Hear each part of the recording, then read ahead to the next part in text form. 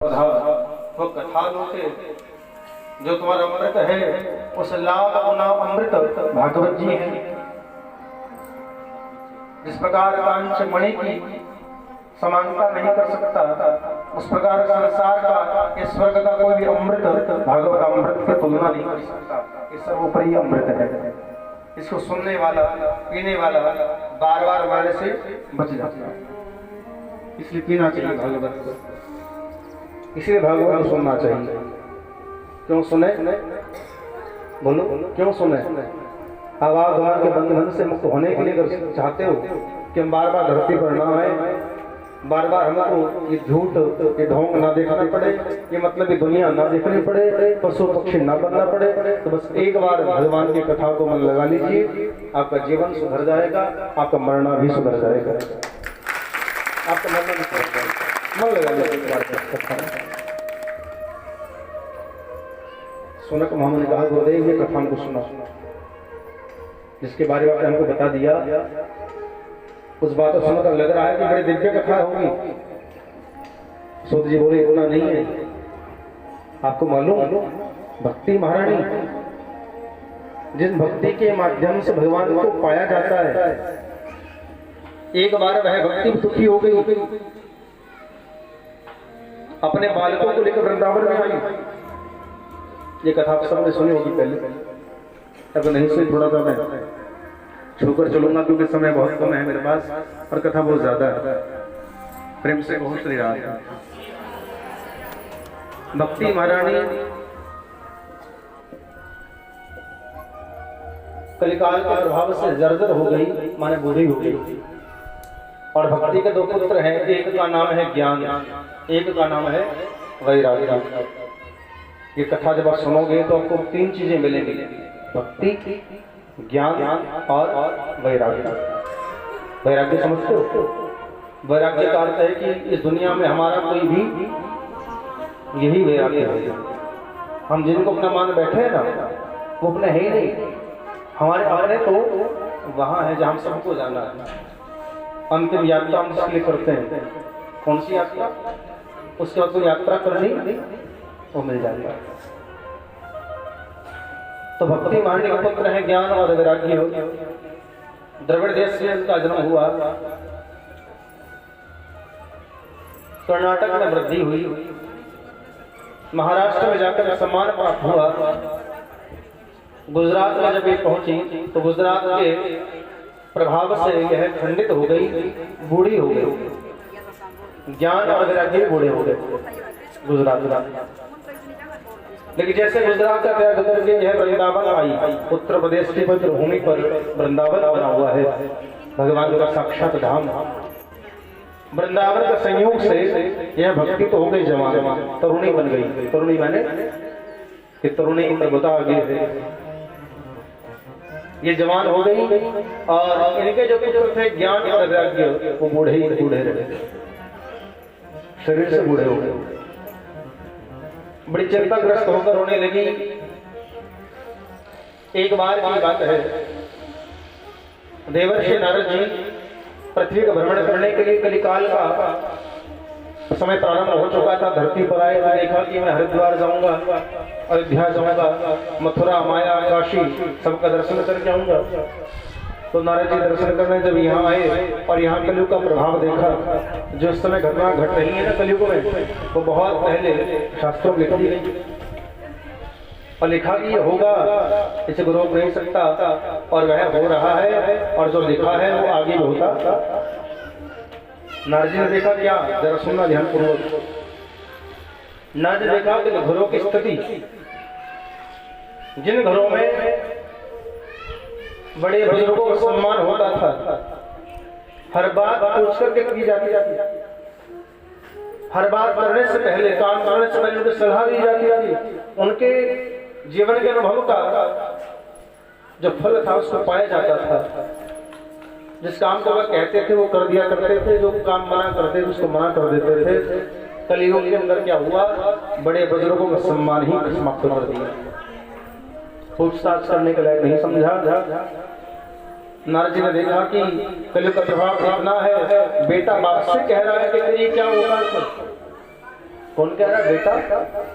बाप से पूछता है तेरी क्या औकात? नारद ने देखा कि कलयुग के प्रभाव में अपने पराये रहते हैं और पराये अपने लग रहते हैं। यहां तक बताया अपनों को हराने के लिए, अपनों को नीचा दिखाने के लिए, अपनों का काम समाप्त करने के लिए वो दूसरों सलाह ले रहा है कि बताओ मैं अपने को कैसे नीचे गिराऊं। ये कलयुग का प्रभाव है। और बुरा मत मानना भाई बहन, जो लिख दिया पहले वो आज हो रहा सत्यता है। जिन घरों में बड़े भाई से पूछ करके सलाह ली जाती थी, वहां क्या हो गया कि तरुणी प्रभुता शाल हिदायत। आज भाई अपने बड़े भाई से, छोटे भाई से कोई सलाह नहीं लेता। आज तो घर की जो स्वामित्व है, प्रभुता जो है, वो स्त्री के हाथ में है। और स्त्री कहती है छोड़िए जी, आप तो भाई क्या जाने, मैं अपने भाई को बुला दूंगा, वह करेगा तुम्हारा काम। मैं नहीं कह रहा, मुझे मत देखो, मुझे माफ करो भाई। भागवत जी कह रही है तरुणी प्रभुता आगे है। कलयुग के अंदर घर का जो प्रभुत्व होगा स्त्री के हाथ में हो जाएगा और वह स्त्री मनमर्जी करने का प्रयास करेगी। भाई के बीच में भाई के दीवार को खड़ी कर देगी। सबको नहीं कह रहा हूँ मैं, बात चिड़ो मत, जो यहाँ नहीं है उनको कह रहा हूँ, लेकिन स्थिति यही है। ये तो मजाक का विषय था, लेकिन स्त्री यही है। आज भाई और भाई को देख करके शांति नहीं। आज भाई को मारने के लिए, भाई का बुरा करने के लिए पड़ोसी से पूछा जाता है। अपने भाई से बढ़कर के साले साहब हो जाते हैं, अपने बहन से बढ़कर के सालिया हो जाते हैं, अपनों से बढ़कर के पराये हो जाते हैं। ये सब कलयुग का लक्षण है। और नारद जी इस बात को स्वयं कह रहे हैं। और नारद जी की जो बात है परम सत्य है। देखा नारद जी ने कि बड़े बुजुर्गों का मान सम्मान बिल्कुल भी नहीं। बड़े बुजुर्गों को तो बोझ समझा जाने लगा है। सतयुग के अंदर जब पूजा जाता था उनको बोझ समझा जाने लगा। घर के किसी कोने में एक चारपाई पर बैठे रहते हैं, कोई बातचीत करने का ढंग नहीं। बालक आता है सुबह से लेकर शाम तक बेटा, और आकर के कमरे में घुस जाता है। माँ से तक नहीं पूछता कि उन्होंने कुछ खाया या नहीं खाया। वो पिताजी अपने बेटे से कहते बेटा मेरे चश्मे की डंडी टूट गई, जरा डंडी ले आना शाम को। नया चश्मा लाएगा तो खर्चा ज्यादा हो जाएगा, इस डंडी को चेंज कर लूंगा। तो बेटा कहता पिताजी इस बार तो बिल्कुल भी स्थिति नहीं है, खर्च बहुत बढ़ गए और तुम भी जरा खर्चा कम किया करो, महंगाई बहुत बढ़ती जा रही है। वो बाप का चश्मा भारी पड़ गया, लेकिन पत्नी ने कहा कि सुनो मेरे भाई आ रहे हैं शाम को, पनीर लेते आना। वो आ जाता है तो महंगाई नजर नहीं आती। ये बात आपको हंसी लगेगी, लेकिन आप सत्यता देखिए तो कहीं ना कहीं स्थिति यही है। आज हमारे माता पिता अपमान का भूत पी करके घर में जीवन यापन कर रहे हैं। अगर वो समाज में कहते हैं उनके संस्कार बदनाम हो जाते हैं, अगर वो घर में कहते हैं तो घर में झगड़ा बन जाता है। अपने बेटे की जीवन को बचाने के लिए अपनी मान मर्यादा को उस घूट को पी जाते हैं, अपमान को घूट पी करके वो जीवन यापन कर रहे हैं। कहने के लायक नहीं रहे। आंसुओं को आने नहीं देते साहब, आंखों में आंसू आते नहीं, आने से पहले आंसू को पी जाते। लेकिन फिर भी इतना सहने के बाद भी अपने बालकों की जिंदगी के लिए भगवान से प्रार्थना करते हैं भैया हे प्रभु मुझे कुछ भी ना मिले तो मेरे बालकों को सदैव सुखी रखना, एक जीवन को बनाए रखना। नारद जी ने कार्य बड़ा विकट सुना। भाई भाई का वैरी छोड़िए, भाई भाई को, पिता पुत्र से और पुत्र पिता से दुश्मनी कर रहा है। बोलो हाल होता है नहीं आता। अखबार पढ़कर देखो कि फला बेटे ने बाप का सर धड़ सलग कर दिया, काहे के लिए? जमीन के लिए। भाई ने भाई को मार दिया, काहे के लिए? जमीन के लिए। क्या करेंगे हम? उस जमीन का जो संस्कार नहीं रहेंगे, परिवार ही नहीं रहेगा। अगर मैं कहूँ सबसे बड़ी दौलत क्या है, तो भैया मैं कहूँगा सबसे बड़ी दौलत अगर है तो एकता ही सबसे बड़ी दौलत है, प्रेम ही सबसे बड़ी दौलत है। लेकिन हम लोग उस दौलत के पीछे अपनों को छोड़ते जा रहे हैं। 2 गज जमीन बढ़ाने के लिए हम अपनों की चिताएं जलाए जा रहे हैं। नारद जी ने कहा राम राम प्रभु बस मुझे बचाए, मैं तो गंगा स्नान करके वापस जाता हूँ। हरिद्वार में जब गए तो वहां जाकर क्या देखा, गंगा जी की स्थिति ये कर दी, उस गंगा जी में स्नान करने का मन भी नहीं कर रहा। गंगा यमुना जी रो रही है, नारद जी हम क्या अपनी व्यथा सुनावे।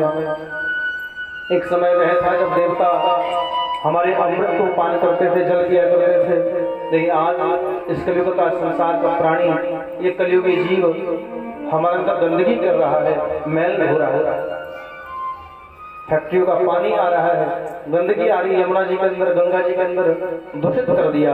उसको देखने का मन नहीं होता, स्नान तो बहुत दूर। ये कथा के नहीं, ये बहुत पहले के सब था, ये होगा और बोलो हो रहा है।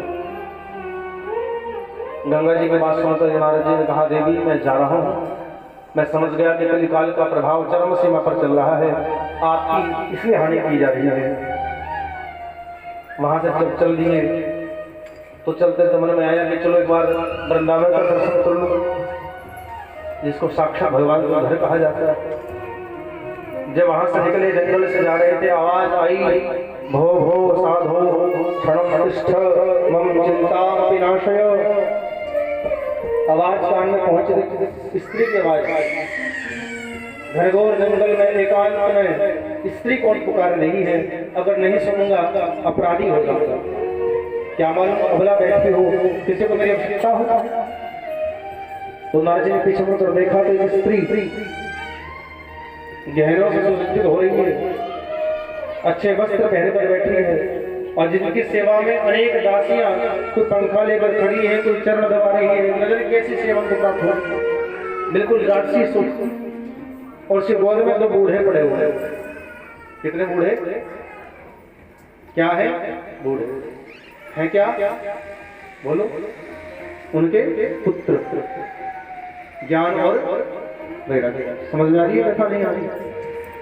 भक्ति के पुत्र कौन? ज्ञान और वैराग्य। भक्ति बूढ़ी हो गई, लेकिन भक्ति हो गई जवान वृंदावन में आकर के, और बालक हो गए। तो नारद जी ने कहा देवी कौन हो आप? आपके आसपास जो स्त्रियां खड़ी हैं कौन है, और आपके गोद में जो बूढ़े पड़े हैं आपके क्या लगते हैं? भक्ति ने कहा महाराज मेरा नाम भक्ति, अहम भक्ति। मेरे दोनों पुत्र हैं, जो बूढ़े कह रहे हो ना, ये बूढ़े नहीं है, ये मेरे जवान बेटे हैं। नारद जी बोले देवी वाह, इस कलयुग के अंदर सब बदल गए, क्या तुम भी बदल गई? अरे मजाक करने के लिए हम ही मिले आपको, ऐसा कैसे हो सकता है? माँ जवान हो और बेटे बूढ़े हो जाए, होना तो ये चाहिए, माँ बूढ़ी और बेटे उल्टा कैसे हो गया? भक्ति ने कहा महाराज आप जो देखकर आ रहे हो क्या वो सीधा है? जिस घर में भाई को नहीं पूछा जाता, माँ बाप को नहीं पूछा जाता, क्या वो सीधा है? बोले नहीं। बोले बदल गया ना? बोले हाँ, उस प्रकार मैं भी बदल गई। इस कलयुग ने मुझे भी नहीं छोड़ा। ज्ञान का तो ग्राहक नहीं है यहाँ, वैराग्य का तो ग्राहक नहीं है यहाँ, सब अपने मस्ती में मुक्त है। जो जितना बड़ा झूठा है उतना बड़ा सत्यवादी हरिश्चंद्र बनकर घूम रहा है। जो जितने बड़े बड़े कारनामे करके बैठा है उसको सच की प्रतिमा माना जाता है। जो सच बोलता है ना वह तो अकेला पड़ा रहता है। इस कलयुग ने ऐसी स्थिति मेरी कर दी, लेकिन आपका दर्शन हुआ है तो कृपा करके कुछ ऐसा उपाय कर दें। आप साधारण नहीं हैं, आप तो संत हैं, भगवान के दिव्य पार्षद हैं। आप जो चाहें सो कर सकते हैं। आप ऐसा कर दो कि मेरा कष्ट दूर हो जाए और मेरे दोनों बालक जवान हो जाए। एक माँ के लिए इससे बढ़कर क्या दुख होगा कि बेटे बूढ़े हो गए, माँ जवान है, दुनिया क्या कहेगी? नारद जी ने कहा कि चिंता मत करो, मैं जैसे गीता सुनाऊंगा, वेद सुनाऊंगा, ये तो जाग जाएंगे, इनको जवान कर दूंगा। तो नारद जी ने आगे बढ़कर के वेद मंत्र पढ़े, गीता पढ़ी, भाष्य पढ़े, तो प्रभाव नहीं पड़ा। अरे ज्ञान प्रबुद्धताम, अरे वैराग्य प्रबुद्धताम, अरे ज्ञान जागो, ओ वैराग्य जाग जाओ, पर कोई प्रभाव। मोहर मोहर ऐसा एक बार नहीं बार बार किया नारद जी ने, लेकिन हर बार परिश्रम विफल रहा। तब प्रतिज्ञा ली, कहा कि भक्ति महारानी मैं संकल्प ग्रहण करता हूँ, जब तक आपके कष्ट को निवृत्त नहीं कर दूंगा अब तो धरती को छोड़कर मैं भी नहीं जाऊंगा। ये प्रतिज्ञा मेरी है और प्रतिज्ञा लीजिए, परंतु किसी बुरे करने के लिए नहीं, किसी के कष्ट को दूर करने के लिए प्रतिज्ञा लीजिए। नारद जी ने सोचा कि यहाँ बैठकर कुछ नहीं होगा, बद्रीनाथ को प्रस्थान किया, बद्रिकाश्रम में गए और ब्रह्मा जी के परम पुत्र 4 अवतार भगवान के सत्यावतार कहा गया, सनक, सनंदन, सनातन और सनत कुमार। ये ब्रह्मा जी के पुत्र हैं मानस। इनसे नारद जी की भेंट हुई। उन्होंने कहा कि नारद जी किस चिंता में कहाँ भागे जा रहे हो, और आपके चेहरे पर मुखमंडल पर ये ग्रहण क्यों लगा हुआ है आज? कथम चिंता करो भगवान, क्या चिंता आपको है, कृपा कर बताओ। तब नारद जी ने वृंदावन की जो घटना थी सब बता दी। कौन सी घटना? जो भक्ति के साथ बीती है। सनत कुमार जी बोले चिंता ना करो। अरे हरिद्वार नाम के धाम में एक घाट है, उस घाट का नाम है आनंद घाट। क्या नाम है जी? जोर से बोलो, तुम सुनाई देगा। आनंद घाट। और आनंद घाट पर आप सत्कर्म करिए। कौन सा? श्रीमद् भागवतम। कलयुग के समस्त प्रकार के दुखों को दूर करने की शक्ति अगर किसी में है तो वो भागवत जी के अंदर है। आप उसका अनुष्ठान करिए। शर्त यह है कथा कहने वाला लोभी ना हो, स्वार्थी ना हो और ब्राह्मण हो, विरक्त वैष्णव हो, ब्राह्मण होना चाहिए। कैसा ब्राह्मण? जन्मना च कर्मणा, जो जाति से ब्राह्मण हो और कर्मों से ब्राह्मण हो। हम नहीं कह रहे हैं, भागवत जी लिखा है। विप्र का अर्थ है, द्विज का अर्थ है जैसे 2 जन्म होते हैं। कितने जन्म? एक माता ने जन्म दिया, एक गुरुदेव जन्म देते हैं जिन्हें उदाहरण कराकर यज्ञ जब होता है तो गुरुमंत्र दिया जाता है। उस समय उसके ऊपर जिम्मेदारी किसकी आती है? माता पिता की नहीं, सनातन धर्म की जिम्मेदारी आती है। जब तक ये जिन्हें उदाहरण करके होऊंगा अपने धर्म के लिए दंडात मेहनत करूंगा, धर्म की जागृति करूंगा, जन जन तक धर्म को पहुंचाऊंगा। ये ब्राह्मण का संकल्प होता है, ये ब्राह्मण का संकल्प है। और मेरी दृष्टि ब्राह्मण वह है जो धर्म के कार्य कर रहा है, जो धर्म से जोड़ने के लिए काम करता है। ये नहीं कि धर्म की आड़ लेकर के धर्म का आडंबर सजाकर हम धन कमाए, वह ब्राह्मण नहीं हो सकता। ब्राह्मण वह है साहब जो धर्म की आड़ में धर्म का ही कार्य करे और जन जन तक धर्म पहुंचाए। धर्म क्या है? धर्म की परिभाषा क्या होती है? धर्म किसे कहते हैं? जब तक ये खबर नहीं पता चलेगी हम धर्म को समझ नहीं पाएंगे। जिसको हम धारण करते हैं वही धर्म होता है। हमने संकल्प ले लिया कि हम सुबह 5 माला भगवान के नाम नहीं करेंगे, यही आपका धर्म है। आपको भोजन मिले ना मिले वो माला नहीं जानी चाहिए। लेकिन हम लोग क्या सोचते हैं? आज नहीं कि तो कल कर देंगे। ये धर्म धार्यति की धर्म धारण करो। कैसा? हम किसी का बुरा नहीं करेंगे, बुरा करना छोड़िए, हम किसी का बुरा सोचेंगे नहीं, ये धर्म है। अगर आप अपने बच्चे को खुश करने के लिए किसी और के बच्चे को दुख दे रहे हो, ये धर्म नहीं हो सकता, वह अधर्म है। धर्म यह है कि हम लोग दुख सहेंगे परंतु किसी को दुख बोलो देंगे नहीं, ये धर्म है। और भागवत हमें यही सिखाती है। नारद जी ने कहा कि ऐसा ब्राह्मण कहाँ ढूंढूंगा? कलयुग का समय चल रहा है, आप ही चलो ना, आपसे बड़े कौन ज्ञानी होगा? और आप तो ब्रह्मा जी के साक्षात पुत्र हैं, ज्ञान की परम मूर्ति हैं। मैं समझूंगा कि 4 वेद अवतार लेकर के आ गए हैं। तो संत कुमार ने कहा चिंता न करो नारद जी, आप भक्ति को बुलाइए और हम भी पहुंच रहे हैं। तो बद्रीनाथ से और वृंदावन से जो बीच की जगह पड़ती थी आज के समय की बात नहीं कर रहा हूँ, अब तो वृंदावन में बड़ा विस्तार हो गया, बद्रीनाथ का विस्तार हो गया, हरिद्वार का भी बहुत विस्तार हो गया। लेकिन प्राचीन समय में बद्रीनाथ से जितना समय हरिद्वार के अन्य घाट पर आने में लगता था, उतना ही समय वृंदावन से वहां पहुंचने में लगता था। इसलिए मध्य का स्थान चुना। इतना हम चलेंगे, उतना वह चले। वहां नारद जी ने जाकर के खूब प्रचार किया कि आपके यहाँ भागवत का आयोजन होने जा रहा है। जिस महात्मा को पता चलता अब शिष्यों को लेकर के दौड़ पड़ता आनंद घाट की। ये नहीं कि हमारे पंडित जी आए नहीं, हमारे यहाँ चावल गए ही नहीं, हम क्यों कथा में जाए।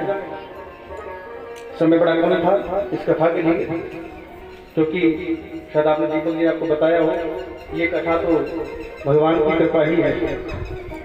बिना सोचे समझे भगवान ने किस गांव पर कृपा कर दी। कोई तैयारी नहीं थी, कोई मानसिक विचार नहीं था, एकदम मन में आया और दीपक जी ने यहाँ इस कथा के व्यक्त कर दी। आप सबका भाग्य है, और मैं कहूँगा सौभाग्य है जो बिन बुलाए भागवत जी आपके चरणों में आ गए, आपके धाम पर आ गई। यही सब और क्या चाहिए, बाबा जी कृपा हुई।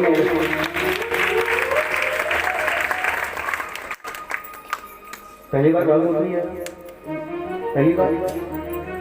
अब ये थोड़ा सोच कर देखिए आप, आज के समय में जन जन बच्चा जानता है भागवत किसे कहते हैं, और आपके गांव के अंदर पहली बार भागवत हो रही है, तो ये कृपा नहीं तो क्या है?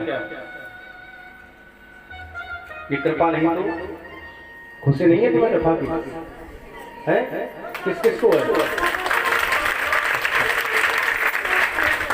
पर ऐसा लग रहा है कि पड़ोसों देखकर हाथ उठाए जाते हैं।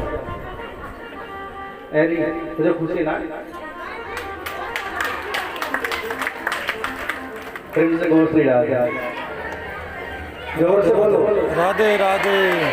अब तो जिसको पता चलता क्या करता, वही नहीं कह रहा कि पंडित जी मेरे घर नहीं आए। कहीं से खबर लग गई किसको, भृगु ऋषि को, तो वह और के यहाँ गए। अरे तुमको मालूम नहीं उनका कथा हो रही है, चलो मेरे साथ। प्रहलाद जी आ गए, पराशर जी आ गए, अमरीश आ गए, संत महात्माओं की खूब टोलियां मार गई। ये विशाल संत सम्मेलन हुआ और आनंद घाट बरसने लगा है। भक्ति महारानी वृंदावन से लेकर पुत्रों को आई, कहा महाराज में कहाँ बैठूं, जगह नहीं है। अभी तो पहला दिन है और मुझे लगता है कि यहाँ पे जगह नहीं रहेगी। नारद जी ने कहा देवी माफ करना, मुझे कोई तैयारी का नहीं पता था, कहाँ करनी है कैसे करनी है। जहाँ जगह मिल जाए बैठ जाओ। बोले बैठूं कहाँ, भगवान ने आदेश दिया भक्ति कहीं और मत बैठो। जितने भी कथा सुन रहे हैं इनके हृदय में तुम बैठ जाओ,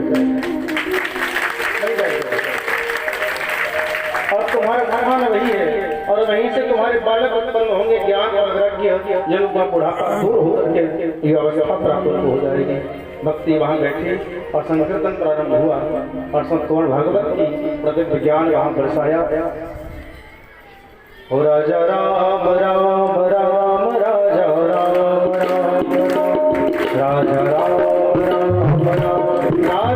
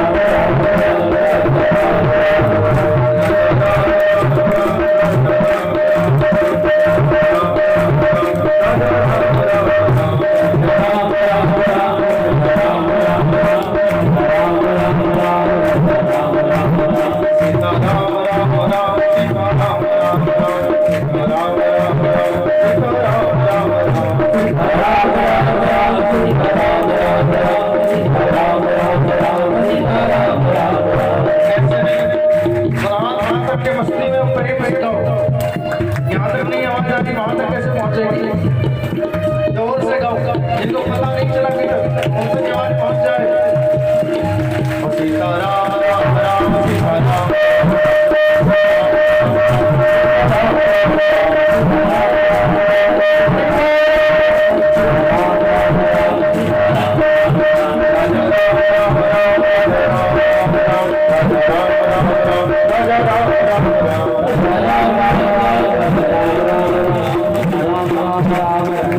श्री कृष्ण गोविंद हरे मुरारी हे नाथ नारायण वासुदेव श्री कृष्ण गोविंद हरे मुरारी हे नाथ नारायण वासुदेव हे नाथ नारायण वासुदेव हे नाथ नारायण वासुदेव